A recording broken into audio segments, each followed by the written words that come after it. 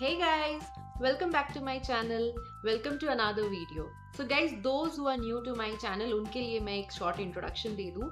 तो मेरा नाम रिशा है and I am a new mom to a 1-year-old boy and I am here to share my parenting journey with you all so that you all gain some perspective from it.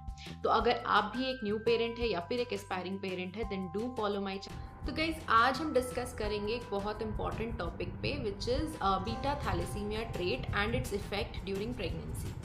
तो जब guys मैंने अपनी pregnancy plan करने की सोची थी when me and my husband we both thought कि yeah we are ready for a baby, so at that time we wanted to go in a very systematic way.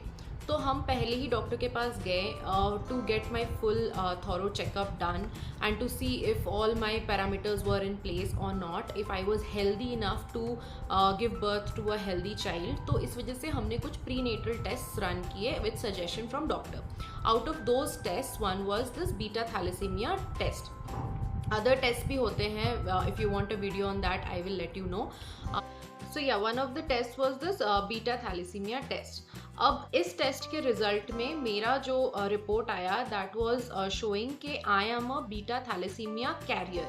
Now what does a carrier mean? A carrier means one of my genes are affected and that means that I am not affected by the disease but then I am a carrier of that disease. तो इसे beta thalassemia minor या beta thalassaemia trait या beta thalassemia carrier इन सारे नामों से जाना जाता है. नाउ जब ये रिपोर्ट आया तो हम थोड़े से ऑब्वियसली स्ट्रेस में चले गए थे, थोड़ा टेंस्ड हो गए थे कि इसका क्या मतलब है, because even we didn't know much about it at that time. तो हम अपने डॉक्टर के पास गए उनसे सजेशन लेने कि ये अगर ये रिपोर्ट पॉजिटिव आया है तो हमें अब क्या करना चाहिए. So doctor just told us at that time कि हमें फिर एक और टेस्ट रन करना होगा on my husband for the same test, the beta thalassaemia test. तो हस्बैंड का रिपोर्ट आने के बाद वो बता पाएंगे. तो जब मेरे हस्बैंड का ये टेस्ट कराया गया तो his reports came negative and he was not having the beta thalassaemia trait. He was not a carrier. So at that time doctor told us कि since my husband is not a carrier, that means there is nothing to worry for us. So what happens is if both the parents are a carrier for beta thalassemia, in that case there are 25% chances that the would-be baby would be having the thalassemia major disease. There's only 25% chance. But अगर दोनों parent में से कोई एक ही carrier and the other one is a non carrier, in that case there is no chance के बच्चे को थैलेसीमिया बीमारी हो, और द थैलेसीमिया मेजर जो बोलते हैं वो हो. There is no chance. But ya there is again 25% chance के बच्चा भी कैरियर होगा at most, but not a thalassemia major. तो हमारा कंसर्न वहाँ बहुत हद तक दूर हो गया. So we were fine with it. Now came कि इससे मेरी प्रेगनेंसी में क्या असर पड़ सकता है या मुझे कुछ एक्स्ट्रा केयर करना चाहिए या कुछ. So doctor told for now I don't have to worry anything, just go with the flow and let's see what happens. What maximum can happen is your haemoglobin might go down a bit.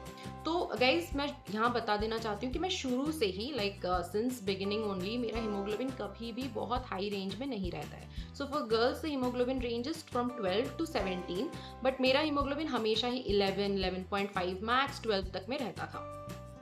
So that has been all throughout my life, and now after this beta thalassemia trait I got to know the reason why.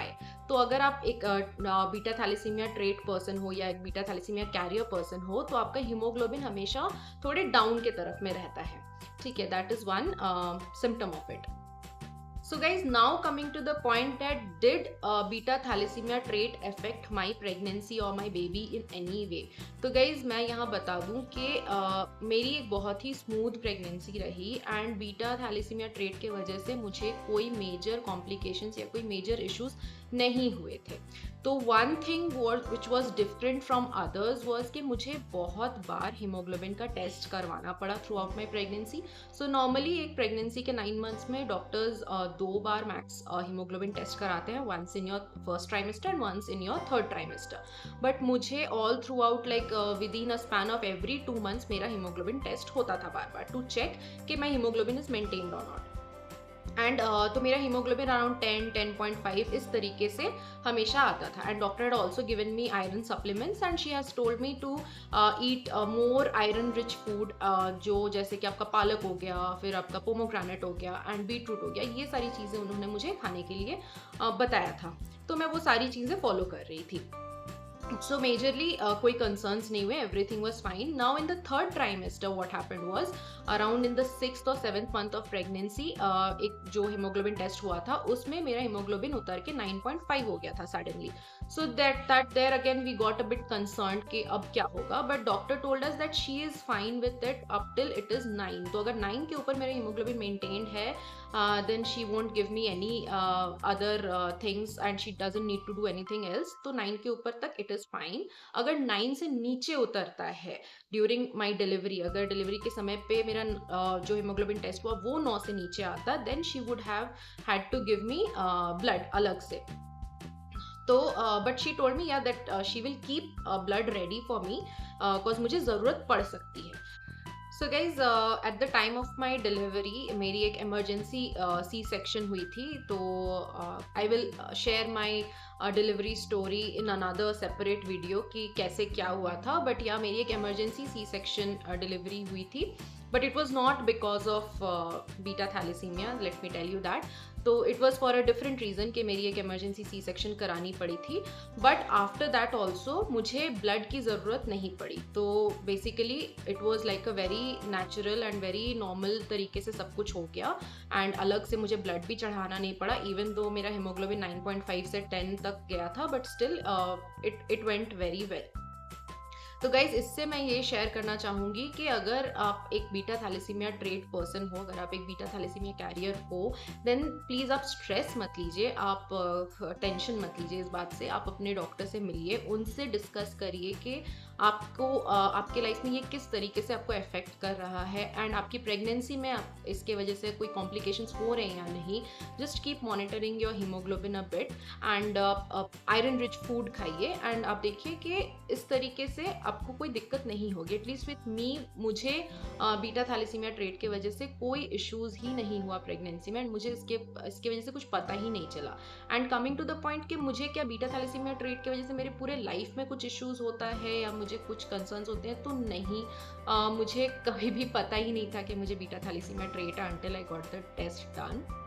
Haemoglobin कम बहुत लोगों का होता है. There is a variety of reasons जिसके वजह से haemoglobin कम होता है, तो आपको इसे बस थोड़ा मेंटेन करना होता है. That's it. So yeah with that I would conclude this video for today. तो अगर आप और भी इस तरीके के वीडियोस और कंटेंट्स देखना चाहते हैं, then do subscribe to my channel and take care. Bye bye.